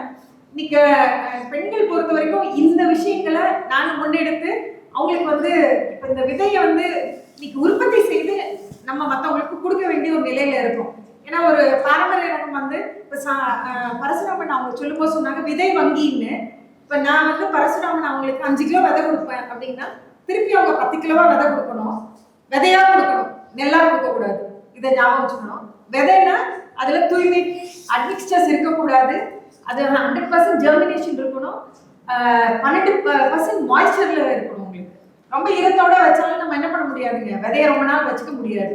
இந்த தொழில்நுட்பங்கள்லாம் இன்னைக்கு விவசாயிகளுக்கு தெரியறதே இல்லை. அந்த மாதிரி வர விதைகள் முளைப்பு திறன் இல்லாம போயிடுது. அதனால நாங்க என்ன பண்ணியிருக்கோம் அப்படின்னா, எங்க சீர்காழி மயிலாடுதுறை பகுதியில பெண்களை ஒருங்கிணைச்சு இந்த மாதிரி கலவன் எடுக்கிறது, விதை உற்பத்தி வயல்கள்ல அவங்க நேரா வயல்ல போய் கலவன் எடுத்து அந்த விதைகளை தேர்வு செய்யறது, இந்த முறைகளை அவங்களுக்கு நம்ம சொல்லி கொடுத்து இன்னைக்கு அந்த மாதிரி ஒரு மகளிர் குழுவை உருவாக்கி அவங்கள செயல்பட வைக்கணும். ஏன்னா இதுவுமே வந்து இந்த விதை பாதுகாப்பு அப்படிங்கிறது ரொம்ப ரொம்ப முக்கியமான விஷயம். அந்த விதைகளை நல்ல விதைகளாக நம்ம வந்து எடுத்து மற்ற விவசாயிகளுக்கு அதை விற்பனைக்கு கொண்டு வரோம். ஏன்னா இந்த பெண்களோட பங்கேற்புங்கிறது இதுவுமே வந்து கால சூழலுக்கு ஏற்ற மாதிரி சுத்தமா எல்லாமே வந்து இன்னைக்கு மேல் டாமினேட்டட். இது கற்பகம் அவங்க சொல்லக்கூடாது, ஏன்னா அவங்க முழுமையா விவசாயத்துல நேரடியாக ஈடுபட்டிருக்காங்க. இன்னைக்கு நிறைய பெண்கள் வந்து அவங்க வீட்டு அளவுல தான் இருக்காங்க. வயல் வேலைக்கு போறது அப்படிங்கிறது வந்து வேலையாட்களை வச்சுக்கிறாங்க, சொந்தமா அவங்க வேலைக்கு போறது இல்லை அப்படின்னு தான் சொல்ல முடியும். ஸோ இதுவுமே ஒரு கிட்டத்தட்ட ஒரு மாற்றம்னு சொல்லலாம். ஆனா இது ஒரு ஆரோக்கியமான மாற்றம் கிடையாது. அது நம்ம வந்து புனரமைப்பு செய்யணுங்கிற ஒரு கட்டாயத்துல இருக்கோம். அவங்க சொன்ன மாதிரி அவங்க கிராமத்தில் வந்து உளுந்து இல்லைன்னு சொன்னாங்க. இப்போ எங்கள் பக்கத்தில் பார்த்தீங்கன்னா மானாவரி பயிருன்னு ஒன்று பண்ணுவாங்க. சித்திரை மாதம் மழை வந்த உடனே உழுதுட்டு கொஞ்சம் அந்த எதுக்காக உழுறாங்கன்னா பூமியை வந்து நல்லா உழுது வச்சு அந்த தண்ணியை வந்து பூமி இழுத்து வச்சுக்கும். சுற்றி பாத்தியெல்லாம் அகலமாக பண்ணி நல்லா உழுது வச்சாங்கன்னா தண்ணியெல்லாம் உள்ளே இழுத்து வச்சுக்கோ. அப்போ வேர்க்கடலை போடுவாங்க. வேர்க்கடலை போடும்போது அதுக்கு நடுவில் வந்து துவரை போடுவாங்க. வேர்க்கடலை ஒரு 3 மாதம் 100 நாளில் வந்துடும், 95லேருந்து 100 நாளில் வந்துடும். அப்புறம் வந்து சுற்றி வந்து துவரை போடுவாங்க, நடுவுலையும் போடுவாங்க. அது வந்து ஒரு 6 மாதம் மழை டைமில் பூத்து காய வைக்கிற மாதிரி வரும். அந்த மாதிரி பண்ணுவாங்க. அடுத்தது சோளம் போடுவாங்க. சோளம் வந்து ரொம்ப லாங் டைம், ஒரு 7 மாதம் வரும். அதுக்கு கீழே வந்து தட்டு பயிருன்னு சொல்லுவாங்க, காராமணின்னு சொல்கிறாங்கல்ல, அது அந்த பச்சை பயிரெல்லாம் போடுவாங்க. இதெல்லாம் வந்து 3 மாதம் பயிர், 75 நாள் 90 நாள் அந்த மாதிரி மாற்றி மாற்றி டிஃப்ரென்ஸாக பயிர் வைப்பாங்க. அது எல்லாமே அறுவடை பண்ணி, என்னோட சின்ன வயசுலலாம் பார்த்தீங்கன்னா நாங்கள் வந்து கடையில் போய் எந்த பொருளும் வாங்குறதே இல்லை. கிராமத்துக்குள்ளே எங்கள் வீட்டிலே கிடைக்கிற பொருள், இந்த காராமணி வச்சு பருப்பு பண்ணுவாங்க அம்மா, தோரையும் பருப்பு பண்ணிவிடுவாங்க, கொள்ளு விதைக்கும் கொள்ளும் பருப்பு பண்ணுவாங்க. வேர்க்கடலையை வந்து நாங்கள் கொஞ்சம் எடுத்து எண்ணெய் பண்ணிக்குவோம். மெயினாக முன்னாடிலாம் பார்த்தீங்கன்னா எண்ணெய்னாவே வந்து எள்ளு தான் யூஸ் பண்ணாங்க, வேர்க்கடலையே கிடையாது. அப்போ அதிகமாக கம்மியாக தான் இருந்தது. எண்ணெய் பொருள்னு பார்த்தீங்கன்னா நீங்கள் எள்ளு தான் யூஸ் பண்ணுவாங்க. ஏன்னா அதில் ரொம்ப கம்மியான அந்த கொழுப்பு சத்து கம்மியாக இருக்குது, ரொம்ப அதை மட்டும்தான் பயன்படுத்தினாங்க. இப்போ பார்த்தீங்கன்னா என்னென்னவோ எண்ணெயை யூஸ் பண்ணுறாங்க, எண்ணெய் இருக்கணும்னு தெரில, அதில் என்ன பண்ணுதுன்னு தெரில, அதை தான் சாப்பிட்றாங்க. அப்போ அந்த பயிர் வந்து இப்போ சுத்தமாகவே இல்லை நம்ம பகுதியில். ஏன்னு கேட்டிங்கன்னா மழை இல்லை. இப்போ எப்போயாவது ஒரு 5 வருஷம் கழித்து திடீர்னு மழை வருது. அப்போ அந்த வருஷம் என்ன பண்ணுறாங்க, சரி மானாவாரி போடலான்னு விதைக்கிறாங்க. பார்த்தீங்கன்னா கடைசி அந்த அறுவடை டைமில் வந்து திரும்ப மழை வந்து அறுவடை பண்ண முடியாமல் போயிடுது. விளைச்சல் ஒன்று விதைக்கிறப்ப மழை இருக்க மாட்டேங்குது, அப்படியே விதைச்சாலும் அறுவடை பண்ணுறப்ப மழை வந்துடுது. எப்போ மழை வரணுமோ அப்போ வர மாட்டேங்குது, எப்போ காயணுமோ அப்போ மழை வருது, எப்போ புயல் வரணுமோ அப்போ வர மாட்டேங்குது, எப்போ புயல் வரக்கூடாது அப்போ கரெக்டாக புயல் வருது. அந்த மாதிரி மாறி போச்சு இப்போ எல்லாமே. எல்லாத்துக்கும் காரணம் யாருன்னா நம்ம தான். இப்போ பூமிக்கு நம்ம என்ன பண்ணமோ அதுதான் நமக்கு திருப்பி தரும். இப்போ ஒரு நெல் போடுறோம், நமக்கு அது ஒரு 100 நெல்லாக தருது. அப்போ நம்ம ஒரு தப்பு அதுக்கு பண்ணால் அது திரும்ப 100 தப்பு தான் நமக்கு பண்ணும். அதுதான் உண்மை. அதை நம்ம புரிஞ்சுக்கிட்டு நம்ம தான் அதை இது பண்ணணும். இப்போ என்னன்னா விவசாயம்னு சொன்னாவே எல்லாருமே சிரிக்கிறாங்க. விவசாயம் வந்து ஒரு ஆளாக மதிக்கிறதும் கிடையாது. நம்ம கிராமத்துலேயே அவங்களே சொல்கிறாங்க, அவங்க பிள்ளைய வந்து நீ விவசாயம் பார்க்கக்கூடாது, நீ டவுனுக்கு போய் நல்லா படிச்சு அங்கே எங்கன்னா வேறு, இங்கே வேணாம், நான் படுற கஷ்டம் அப்படிங்கிற மாதிரி தான் போகுது. அப்போ விவசாயத்தை வந்து யாருமே மதிக்கிறதில்ல. அதை வந்து இப்போ விவசாயம்னா விவசாயம் மட்டும்தான் பிழைக்கிறானா? இல்லை. இப்போ ஒரு நெல் நடுறானா நெல் வயலில் கீழே தண்ணி இருக்குது, தண்ணிக்குள்ளே நிறைய நுண்ணுயிர் இருக்குது. அதை சாப்பிட சில பூச்சிங்க வருது, அந்த பூச்சியை சாப்பிட சில பறவைங்க வருது. அப்புறம் விதைகிறப்ப எலி வருது, அது வருது, அதை சாப்பிட நிறைய பறவைங்க வருது. நைட்டில் வர்ற பறவைங்க அந்த மாதிரி அது எல்லாமே நடக்குது. எதனாலனா விவசாயம் தான். அது இல்லைன்னா ஒன்றுமே இல்லை. ஆனால் அதை வந்து நம்ம ஒரு இதுவாக பார்க்கறது இல்லை. கேட்டால் அது ஒரு உணவுப் பொருள்பா, அதையே இப்போ எப்படி பார்க்குறாங்கன்னா பணம். எங்கள் பக்கம்லாம் பார்த்தீங்கன்னா எல்லாமே பூச்செடி தான். பணம் வராரு, காலையில் பூ பறிச்சுன்னு வந்துடுறாரு, சாயந்தரம் மருந்து அடிக்கிறார், திரும்ப மறுநாள் பூ பறிக்கிறார், சாயந்தரம் மருந்து அடிக்கிறார். கத்திரிக்காய் அதே மாதிரி தான், காலையில் கத்திரிக்காய் பறிப்பார், சாயந்தரம் மருந்து அடிச்சிருவார். இயற்கை விவசாயத்தில் வந்து பூச்சி கொல்லின்றதே கிடையாது. நம்ம வந்து பூச்சியை விரட்டி தான் விடணும். இயற்கை விவசாயம்னா என்ன, எல்லா உயிரினமும் இருக்கும், நல்லது பண்ணதும் இருக்கும், கெட்டது பண்ணுறது இருக்கும், எல்லாமே இருக்கும். ஆனால் நம்ம நல்லது பண்ணுறவங்க மட்டும்தான் வேணும், கெட்டவங்க வேணாம் அப்படிங்கிற மாதிரி தான் நம்ம பார்க்குறோம். அப்போ நம்ம கொண்டு போகிற அந்த பூச்சிக்கொல்லி வந்து கெட்டது பண்ணுறவங்கள மட்டும் அழிக்காது, நல்லவங்களையும் சேர்த்து தான் கொல்லும். அப்போ எல்லா பூச்சியுமே கொண்டுடுறோம். நுண்ணுயிர் இருந்தால் தான் மண்ணில் வளம் இருக்கும், வளம் இருந்தால் தான் பூமி விளையும். அது இல்லாமல் ஒன்றுமே பண்ண முடியாது. If you decide and if you look at how our agriculture is being performed today, and if you decide to choose accordingly, then a lot can a lot can change and a lot can. And one of the things that we have noticed in the last 10 years is there is an impatience to attention to detail. It is now coming to the villages. In the villages there is actually a lot of attention to detail. Now if they, when they are talking about when they are actually waiting to sow, they observe the season to a very minute detail, and they wait and wait and wait till they plow at the right time. So when we first went there, and we're used to doing things quickly, planned and efficiently, we would plow faster, we would plow earlier, we would sow earlier, and we've actually had problems because of that. We have seen that people, neighboring farmers, wait and do it little later, and that will only be 10 days later or so, and we've noticed that it's actually there would be something in the season that would make that better. So now these things, as you observe, and they have observed it through their life. So now as you observe that detailing of the observation and the waiting for some detail should get transformed somewhere to the consumption side as well, to say that where is my food coming from, what are the things that have gone on, what kind of market it is coming from, where are the farmers, how much it has traveled to reach my plate, and so on. So that is one thing that came to my mind. And the other thing is the months that they were talking about, right? She was talking about seasons and months. So each month has a paramari to it. Like, I don't know, I'm going to ask, does anybody know what is the saying for a Puratasi month? Anyone other than the four of us? Okay, Puratasi is a month that is from October 15th to November 15th, September 15th to October 15th. So Puratasi month is described as மண்ணுருக பேயும் நெல்லுருக மண்ணு ஊற பேயும் பொண்ணு உருக காயும். பொண்ணுன்னா gold, பொண்ணுருக காயும் மண்ணுருக பேயும். So it is going to rain till the soil karanjifies, as in soil உருகி போயிடணும், or it will be so hot that if you keep a piece of gold, it will melt. So பொண்ணுருக காயும் மண்ணுருக பேயும். So when we have to see torrential rains, really heavy rains, or really strong temperature. Now really strong temperature is not like, oh my God, it has become global warming. No, so those things have been there. So now Aipasi, anyone knows an Aipasi saying? Adaimazhai is what? Adaimazhai na bucket la, if you take a bucket and pour it down, that is how it is supposed to be, and it is supposed to be raining all the time. Now I remember in 2016 November, significantly something happened. Does anyone remember? This is economically. November 8th, demonetization happened, right? Now that month, everybody, we were all worried about how much money we have, etc., and demonetization was spoken about. And when we used to go to Madras, we said, hey, Aipasi masam malaye varlappa. Not even one day it rained in Aipasi that year. And demonetization clearly did not matter as much as the fact that it didn't rain even one day when it is not supposed to stop raining in that month. And I'll start Kartigai Masam, Thiruvannamalai. Okay, so what I அது ஒரு பழமொழி சொல்லுவாங்க, கார்த்திகைக்கு மிஞ்சின மழையும் இல்லை, கர்ணனுக்கு மிஞ்சின சண்டையும் கொடையும் இல்லை.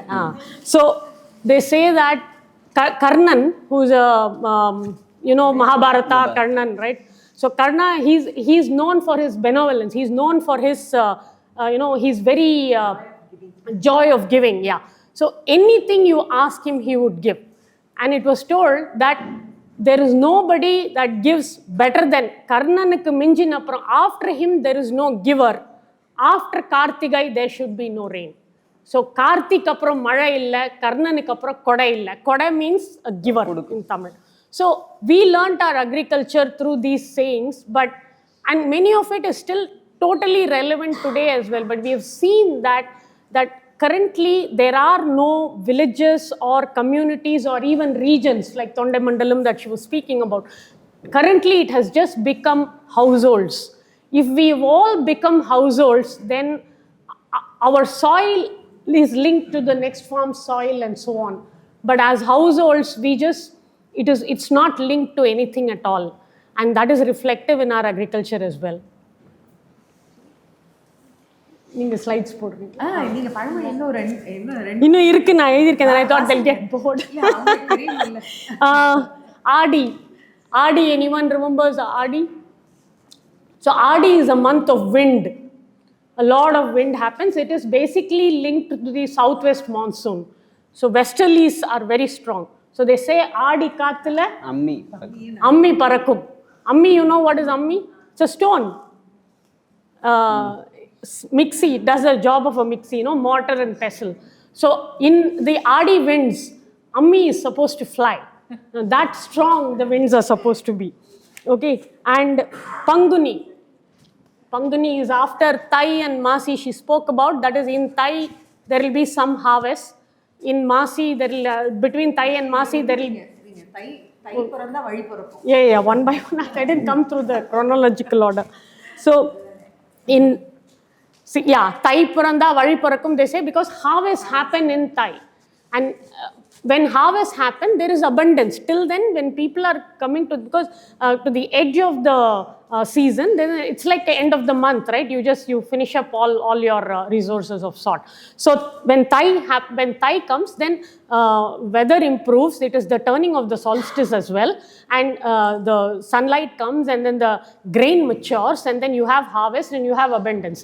Now after that they sow ulundu like in Masi month. In Panguni, the next harvest season actually is supposed to come of the legumes, which is the 70-60 months. And in Panguni, even a half an hour rain can pretty much kill the crop. So they say Panguni la mala penja patturukku nashtam, or nasam as they call it. That is, in that month if it rains, it is going to kill you economically. It may not, because most of the things that I think cannot take rain at that point of time. And again, Chitrai, it should rain. Chitrai, after all the harvests have happened, there is this Adi Mannukke, all these, organic matter residues are there in the soil. And in Chitra, when it rains, and if they do a very small plow, using wooden plow earlier, it is selva mala. It is equivalent to putting like tons of manure, because that organic matter into the soil and that rain and that temperature is supposed to improve the fertility of the soil. Apparently. That is first time, and the plowing happens in the month of Chitrai. So in these things are spoken about that as children everyone can learn agriculture just by these things. Now, if I don't even know how to describe current agriculture that way.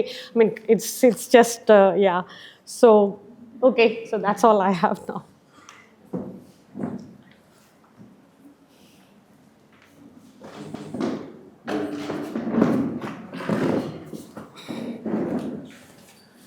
நான் முன்னாடி சொன்னதுதான், climate changeங்கிறது ஒரு new phenomena இல்ல. ஒவ்வொரு 7 வருஷத்துக்கும் ஒவ்வொரு 10 வருஷத்துக்கும் மாறிக்கிட்டே இருக்கு அப்படின்னு சொல்ல முடியும். ஆக்சுவலா நாங்க பார்த்த ஃபர்ஸ்ட் இது வந்து சுனாமி 2004. கம்ப்ளீட்டாக நாகப்பட்டினம், கடலூர், பாண்டிச்சேரி கோஸ்டல் ஏரியாஸ் கம்ப்ளீட்டாக அஃபெக்ட் ஆனது. அதுக்கப்புறம் தீபிகா சொன்ன தானே சைக்ளோன் 2011, அப்புறம் கஜா சைக்ளோன். இது ரெண்டுத்தை விட ரொம்ப பிகரா இருக்குன்னு சொல்ல முடியும். 163 kilometre per hour Gaja cyclone 2018ல வந்தது. 2019ல பார்த்தீங்கன்னா கிட்டத்தட்ட 7 சைக்ளோன் இந்தியாவில் வந்ததாக இதுவும் ரிப்போர்ட்ஸ்ல இருக்கு. நீங்க இங்க பார்க்குற படங்கள் பார்த்தீங்கன்னா இந்த 2 படமுமே வந்து நாகப்பட்டினத்துல வேதாரண்யம் பகுதியில இருக்கக்கூடிய மாமரங்கள். அங்க வந்து நிறைய ஹார்டிகல்ச்சர் கிராப்ஸ் உண்டு. நெல் எப்படி செய்வாங்களோ அதே மாதிரி ஹார்டிகல்ச்சர் பண்ணுவாங்க. அந்த மாமரங்கள் எல்லாமே வந்து கம்ப்ளீட்டா பாதிக்கப்பட்டு அந்த விவசாயிகளோட வயல் மாமரம், தென்னை மரம் இதெல்லாம் பாதிக்கப்பட்டிருந்தது. இது வந்து இப்போ லாஸ்ட் இயர் 2022ல சீர்காழி பிளாக்ல மட்டும் வந்து ஒரே நாள்ல எங்களோட ஹையஸ்ட் ரெயின்ஃபால் ரெக்கார்ட் ஆச்சு. அளவுன்னு சொன்னோம்னா கிட்டத்தட்ட ஒரு 435 மில்லிமீட்டர் மழை ஒரே நாள்ல கம்ப்ளீட்டா இருந்த ஃபீல்ட் எல்லாமே வந்து தண்ணிக்குள்ள ஃபுல்லா மூழ்கிடுச்சு. இந்த உயர் ரகங்கள்னு சொல்லக்கூடிய ஹைலிங் வெரைட்டிஸ்லாம் வந்து தண்ணி வடியறதுக்கு வாய்ப்பே இல்லை. முன்னாடி எல்லாம் வந்து நமக்கு பாசன வாய்க்கால், அடுத்தது வடிகால்னு சொல்லுவோம், இரிகேஷன் சேனல், ட்ரைனேஜ் சேனல்னு. இன்னைக்கு அந்த மாதிரி டிஃபரன்சியேஷனே இல்லாம போயிட்டு, சேனலே இல்லாம போயிட்டு இருக்கு, எல்லாமே நிலமாக மாறிட்டு இருக்கு. அதனால கம்ப்ளீட்டா ஃப்ளட் ஆகி ஆமாமா, ட்ரைனேஜே இல்ல, சுத்தமா இல்ல, எல்லாம் தான் நம்ம வெட்டி வெட்டி நிலமாகிட்டோம். சோ இது வந்து லாஸ்ட் 2022ல இது வந்து எங்களுடைய அதாவது செமனார்கோயில் பிளாக்ல எடுக்கக்கூடிய ஒரு போட்டோ. இல்ல இதுதான் வந்து இன்னைக்கு நாங்க நடைமுறையில பார்த்த விஷயங்கள். இது எல்லாத்தையும் மீறி இன்னைக்கும் சாகுபடி நடந்துட்டு இருக்கு. அதான் அவங்க தீபிகா அக்கா சொன்னது வந்து இதுக்கப்புறமும் திருப்பி நம்ம வந்து அதே விவசாயம், அதே தொழில தான் இன்னைய வரைக்கும் கண்டினியூ பண்ணிட்டு இருக்கோம். அதுதான் அந்த ரெசிலியன்ஸ் அப்படிங்கிறது.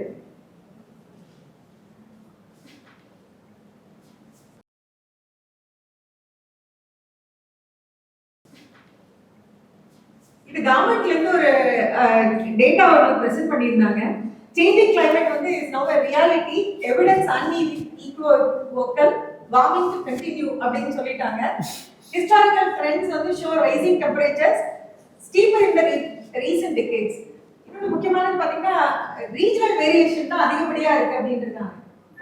நாங்க இந்த லாஸ்ட் 2022 மழை பாத்தீங்கன்னா சீர்காழியில மட்டும்தான் அதிகப்படியான மழை பெய்ஞ்சது, பக்கத்துல கொஞ்சம் இருந்தது. ஆனா அந்த பார்க்ல வேதாரண்ய பகுதியில மழையே இல்லை, இந்த அளவுக்கான மழையே இல்லைன்னு சொல்லலாம். வித்தின் ஒரு 100 கிலோமீட்டர்ஸ்குள்ளேயே அந்த அளவுக்கு வேரியேஷன் இருந்தது. ஸோ அது வந்து நாங்க நேரடியா பார்க்க முடிஞ்சது.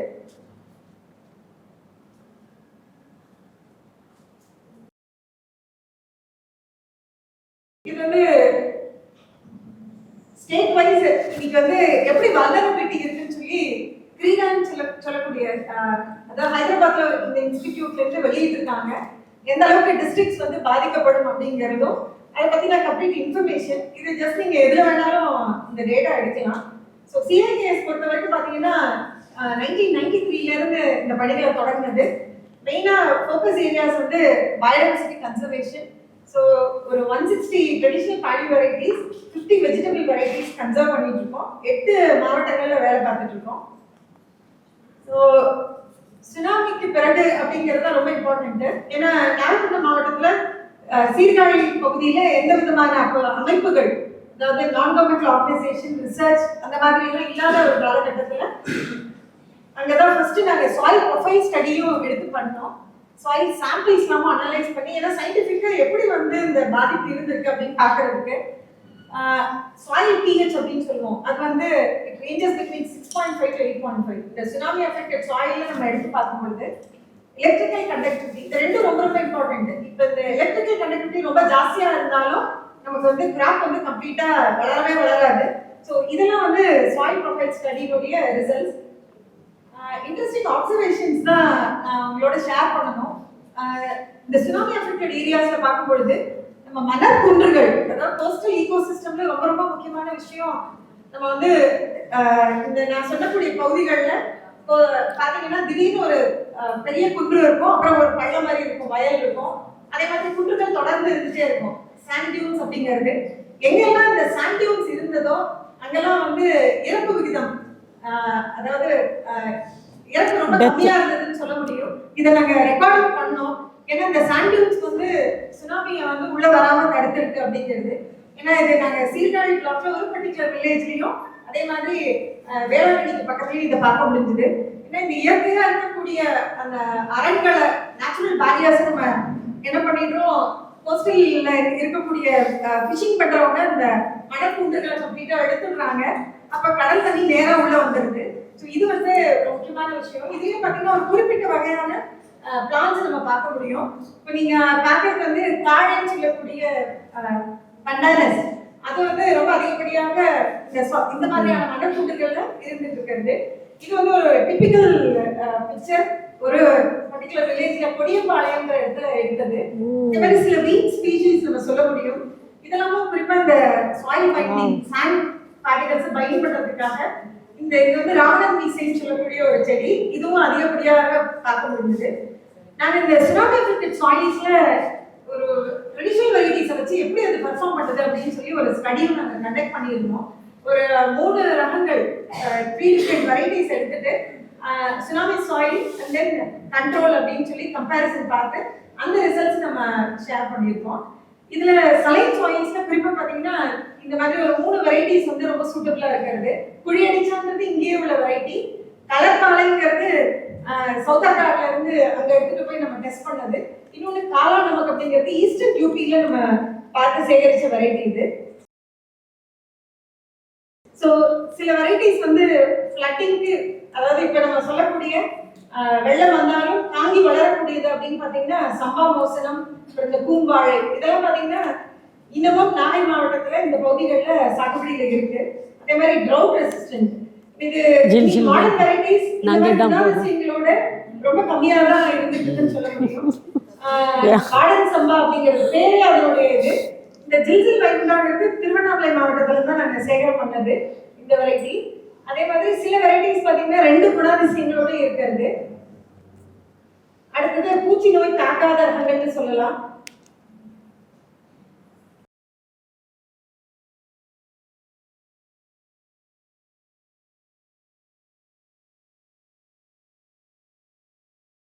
இந்த டியூரேஷன் நான் சொன்ன பாருங்க, ஷார்ட் டியூரேஷன், மீடியம் டியூரேஷன் அப்படிங்கிறது. இதுல குறிப்பா வந்து ஒரு ரகம் பிச்சைவாரின்னு இருக்கு. இது வந்து நம்ம வந்து வீட்டுல வந்து அந்த காலகட்டத்துல கும்பகோணம் பகுதியில நாங்க ஒரு சர்வே எடுக்கும்போது இந்த ரகத்தை மாட்டுக்காகவே சாகுபடி செய்வாங்க, மாடுகளுக்கு ஏற்படக்கூடிய நோய்களை கட்டுப்படுத்துறதுக்காக அப்படின்னு சொன்னாங்க. இது லாங் டியூரேஷன். இந்த சம்பா மோசனம்லாம் 180 days வரும். இதுலயே சில வெரைட்டிஸ் சில ப்ராப்பர்ட்டிஸோட, அதாவது சில உணவுகளுக்காக சாகுபடி செய்யப்படுது. இது நம்ம மஞ்சக்குடி அப்படிங்கிற பகுதிகளில் இன்னைக்கு நார்த் இந்தியாவிலிருந்து கொண்டு வந்த வெரைட்டிஸை கிட்டத்தட்ட ஒரு 7-8 வெரைட்டிஸ் இந்த மாதிரியான பகுதிகள்ல இருந்து வந்து சூட்டபிளா இருந்திருக்கு.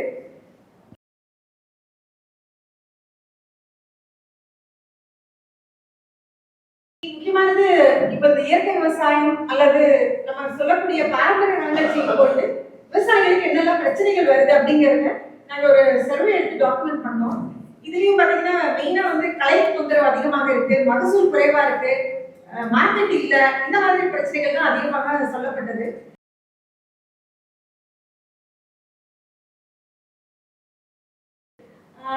வே ஃபார்வர்ட் எப்படி பார்க்கலாம் அப்படின்னா, நம்ம இந்த கம்யூனிட்டி தான். இப்ப தனிநபர்களாக ஒரு கற்பகமோ ஒரு பரசுராமனோ போராட முடியாது.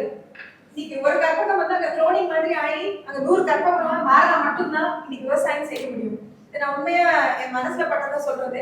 ஏன்னா இன்னைக்கு ஒரு விவசாயி ஒரு இடத்துல இருந்துட்டு இயற்கை விவசாயம் செய்யலாம் அப்படிங்கிறது ரொம்ப சாத்தியமே இல்லை. நம்ம ஒரு கம்யூனிட்டியா அந்த பகுதியை, அந்த இடத்தை சுத்தி இருக்கக்கூடிய குறைந்தபட்சம் 20 பேர் ஒன்னா மாறினா மட்டும்தான் இன்னைக்கு இயற்கை விவசாயத்தை முன்னெடுத்து கொண்டு போக முடியும். ப்ரொடக்ஷன்லயும் சரி, மார்க்கெட்டிங்லயும் சரி, இந்த 20 பேருங்கிறத நான் ஒரு ஜஸ்ட் ஒரு நம்பரா சொல்றேன். ஏன்னா கவர்மெண்ட் இன்னைக்கு 20 பேர் கொண்ட குழுக்களுக்கு தான் இன்னைக்கு நிறைய சப்போர்ட் பண்றாங்க, ஸ்கீம்ஸ் எல்லாம் கொடுக்குறாங்க. ஸோ தனிநபராக இருக்கிறது ரொம்ப சிரமமான விஷயம். அதனால ஒரு கம்யூனிட்டியா தான் இதை நம்ம எதிர்கொள்ள முடியும். இன்னொன்று ஒருங்கிணைந்த பண்ணையம்.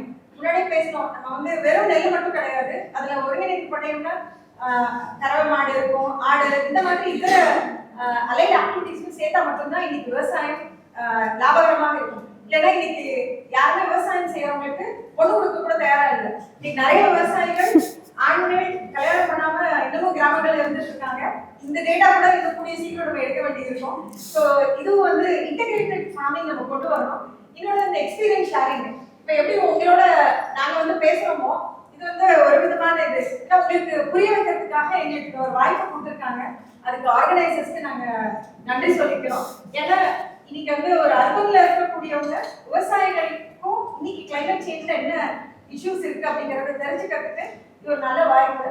இது மாதிரி கிராஸ் லேர்னிங் வந்து திருவண்ணாமலையில இருந்து நாகை மாவட்டத்துக்கும், நாகை மாவட்டத்துல திருவண்ணாமலைக்கும் நம்ம வந்து எக்ஸ்சேஞ்ச் விசிட்ஸ் இருந்தா மட்டும்தான், ஏன்னா ஒருத்தருக்கு ஒருத்தர் தான் இதை வந்து பரஸ்பரம் பரிமாறிக்க முடியும். அப்பதான் நம்ம வந்து ஸ்ட்ரென்தன் ஆக முடியும். இப்ப நாங்க பேசுற 3 பேருமே பாத்தீங்கன்னா ஒரே லாங்குவேஜ்ல பேசணும். நான் சீர்காழியில வந்திருக்கேன், அவங்க பக்கத்துல, அவரு திருவண்ணாமலை. ஆனா தீபிகாக்கா பாண்டிச்சேரியில இருந்து. ஆனா பேசுற விஷயங்கள் எல்லாமே ஒண்ணுதான். சோ ஒரு விஷயம் தான் எங்களை கோக்குறதுன்னு சொல்ல முடியும். அதனால இது வந்து கம்யூனிட்டியா இருந்தா மட்டும்தான் இனிமேல் பாரம்பரிய நாங்கள் ஆகட்டும், இயற்கை விவசாயம் ஆகட்டும் சாத்தியமாகும். நன்றி, வணக்கம்.